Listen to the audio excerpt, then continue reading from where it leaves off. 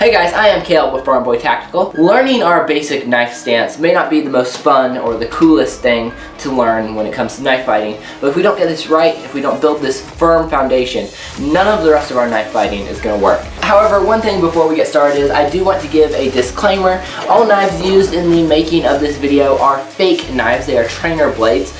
No dangerous activities were participated in during the making of this video. Also, I do not claim to be an expert in any sense of the word. I'm just a guy who is on a mission to become a better protector by learning to use knives, and I'm just a guy who likes knives. So, with that out of the way, let's learn our basic knife stance. The knife fighting stance could be said to be one of the most important parts of a knife fighter's arsenal. You know, this is what's going to give us our balance. It's what's going to give us our mobility. It's what's going to give us our better striking range. Now for me, I don't like to be switching my stance up a lot. I want to have just one stance. Whether I'm, using empty hand skills, whether I'm grappling, whether I'm using a blade, I want to have one stance. I don't want to be switching stances, okay?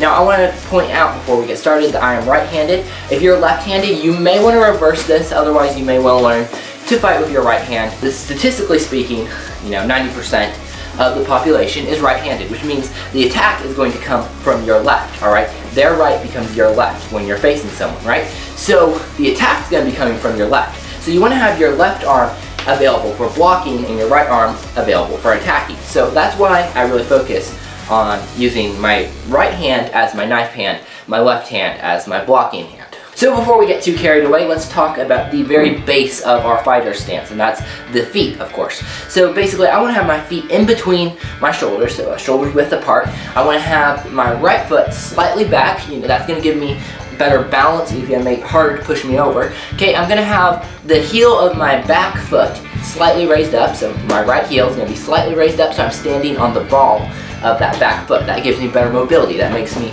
able to, dodge and move in as I need to move in. I'm also going to have my knees slightly bent to lower my center of gravity so that I have better balance. It's harder to push me over again. Then moving up, we've got our hands. Alright, so basically, like I said, I want to have my left hand up here. I want to have my elbow in here tight, because anytime this elbow is sticking out here, it becomes a liability of either getting cut by the assailant or getting cut by my own blade. So I want to have this elbow in here tight.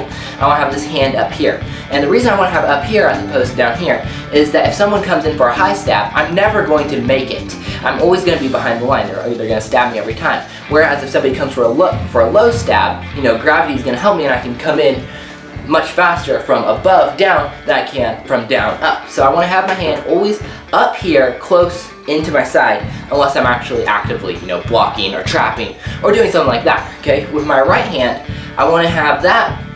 Sometimes I'm gonna have it all the way up here. Other times it's gonna be, somewhere in between here. Say someone's, maybe they might take my knife. I want to have my hand closer here so that if they come for my knife, I can close up really fast so that they aren't able to get to that blade.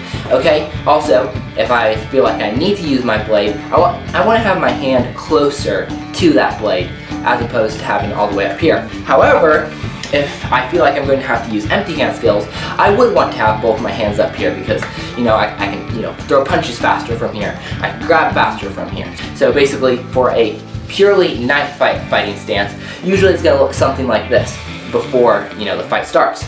And then say I do have to pull my blade.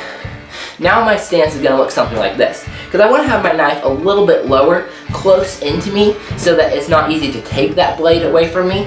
I don't want to have it up here, because otherwise somebody could just come in here and push it into my face. So I like to have it a little bit lower than I typically would, say, if I was boxing or something. Another thing to keep in mind is you always want to keep your chin tucked. Not too much so you can't see, but just enough so that you aren't going to catch a punch to the throat or whatnot, because that's a good way to end a fight not in your favor any day.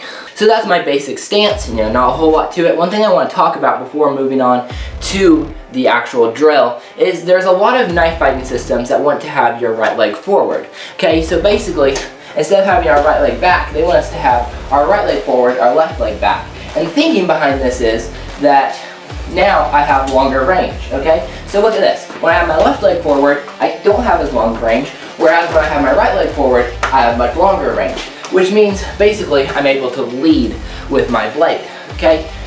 Now I don't like to do that, and here's why. While I have longer range if I have my right leg forward, if I have my right leg back, I have less perceived range. So basically what I can do is I can be way back here. See, I can't reach him from here. However, I can come in here with a step forward and in and then back out. So you can see I have just as much range with my right leg back as I would if it was forward. It's just that my opponent can't see that. He doesn't know that I can step forward, draw, and stab all with one motion. So basically I actually have more range. I have a secret weapon, if you will, by having my right leg back, as opposed to having him forward, giving him the idea of how far my range is. Now that's a little bit advanced for this video. We aren't really talking about tactics or anything here. We're just trying to get a good basic stance. So now let's move on to the drill. What's your drill for this week? Because again, we don't want to just get knowledge, because you can't just watch a video and now know how to fight. You have to actually apply this. Alright, so basically what we're going to do is we're going to build a stance, okay? So you can go back through the video, you can watch, rewatch the parts that you need to rewatch, so you can build yourself a good, solid knife fighting stance, alright? Then what we're going to do is that in all of our training that we're doing, from now on, is always going to be in this stance, okay? We aren't going to, be allowing our feet to get all tangled up or anything. The stance always is going to remain the same. Now in a future video we're going to talk about moving in this stance so that you aren't just stationary or anything.